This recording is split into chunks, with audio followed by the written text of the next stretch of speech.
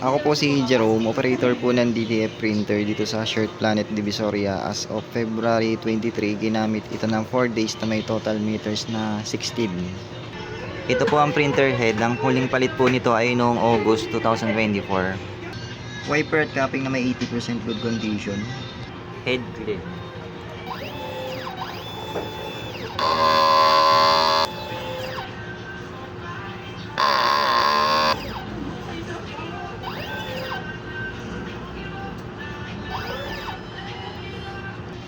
Punasan ng wiper after head clean.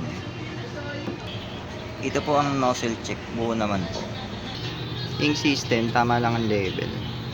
Waste lang, makaka-dispose lang. Ito po ang ABR at wala po kaming ground wire. Ito po yung stocks ko ng CMYK. White ink, DTF powder, DTF film, daily output record, checklist. Ang nagamit ko sa consumables ay isang powder. Yun lang po. Thank you.